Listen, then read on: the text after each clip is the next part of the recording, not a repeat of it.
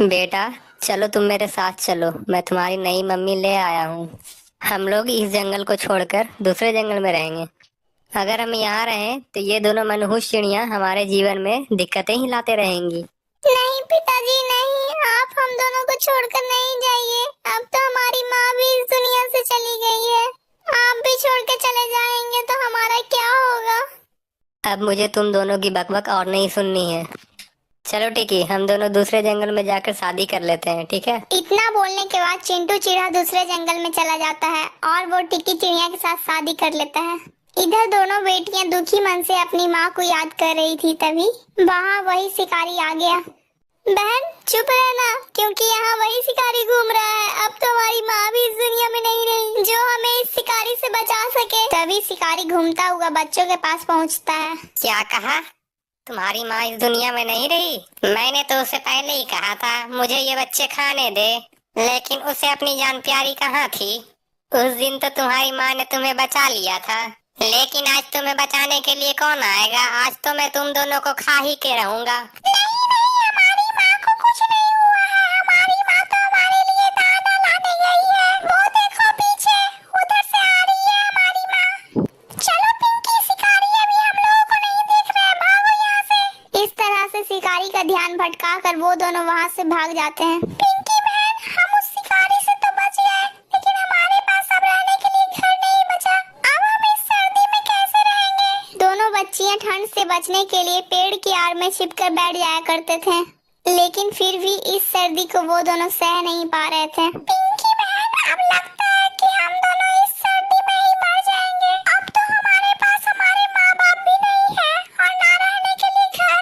रोज रोज मरने से अच्छा है कि हम एक बार में ही अपनी जान दे दें। तुम सही कह रही हो बहन, लगता है भगवान भी यही चाहते हैं। चलो हम दोनों किसी कुएं में कूदकर अपनी जान दे देते हैं। तभी दोनों बहन कुएं के पास जाती है। भगवान हमें माफ कर देना, हम दोनों छोटी बच्चियां हैं।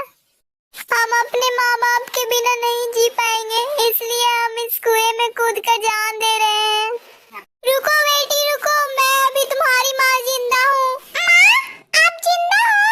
इसका मतलब पिताजी ने हमसे झूठ कहा था। हाँ मेरी बच्चियों, मैं तुम्हें रोज ढूंढा करती थी, लेकिन तुम दोनों मुझे कहीं नहीं दिखी और आज तुम दोनों मिली भी हो तो इस हालत में। माँ, आप हमें छोड़कर कभी मत जाना माँ। नहीं मेरी बच्चियों, मैं तुम्हें छोड़कर कहीं नहीं जाऊंगी। अब तुम दोनों मेरे साथ चलो। तभी टुनटुनी अपनी दोनों बच्चियों को अपने साथ अपने घर ले आती है और तीनों साथ में रहने लगते हैं। उधर चिंटू चिड़ा अपनी दूसरी पत्नी के साथ रहता है और एक दिन वो चिंटू चिड़ा बीमार पड़ जाता है और उसकी दूसरी पत्नी टिकी चिड़िया उससे चिढ़ने लगी थी। बुढ़ा, शादी से पहले तो तुमने कहा था तुम मुझे बहुत खुश रखोगे। तू मुझे क्या खुश रखेगा? तू तो बीमार पड़कर मेरे ही गले पड़ गया। मैं जा रही हूँ दूसरी शादी करने, तू तो मेरे लिए मर गया। इतना बोलकर टिकी चिड़िया चिंटू के बेटे को लेकर उसी बूढ़ी चिड़िया के पास जाती है। माँ जी, मेरे पति की तो मौत हो गई, इसलिए मुझे दूसरी शादी करनी पड़ेगी, नहीं तो मैं इस बच्चे को कैसे पालूंगी? आप मेरी दूसरी शादी करवा दो। तभी बूढ़ी चिड़िया उसकी शादी एक कौवे से करवा देती है। शादी के कुछ दिन बाद ही टिकी चिड़िया भी बीमार पड़ जाती है। अगर तू पहले से ही बीमार थी तो मुझसे शादी क्यों की? मैं एक बीमार चिड़िया के साथ अपनी जिंदगी नहीं बिता सकता। तू अपने बेटे को लेकर यहाँ से निकल जा। मैं अब तुम्हारे साथ अपनी जिंदगी नहीं बिता सकता। तभी चिंटू का बेटा और टिकी दोनों एक जंगल में रहने लगते हैं। बेटा, मैंने तुम्हारे पिताजी को बीमारी में छोड़कर बहुत गलत किया था। बेटा, मैं मरने से पहले एक बार उनसे माफी मांगना चाहती हूँ। पता नहीं अब पिताजी जिंदा होंगे कि नहीं। वो आपको अब कभी माफ नहीं करेंगे। फिर भी हम लोग एक बार उन्हें ढूंढने की कोशिश कर लेते हैं। बीमार टिकी चिंटू को ढूंढने के लिए निकल पड़ती है। वो बीमार होने की वजह से बार बार आराम कर रही होती है। तभी वो आराम करने के लिए टुनटुनी के घोंसले के पास भी रुकी। क्या हुआ बहन, तुम बीमार लग रही हो?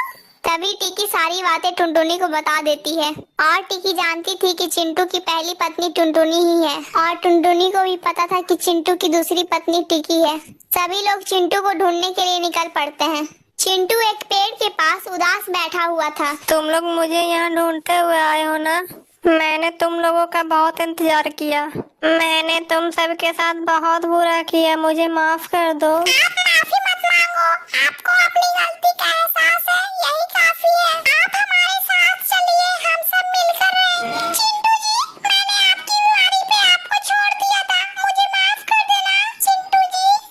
सब बोलने के बाद टिकी चिड़िया की मौत हो जाती है। अब चिंटू चिड़ा और उसके परिवार सब साथ में रहने लगे थे। दोस्तों, हमारी कहानी आपको कैसी लगी? अगर अच्छी लगी तो कमेंट जरूर कीजिएगा और वीडियो को लाइक और चैनल को सब्सक्राइब कर दीजिए।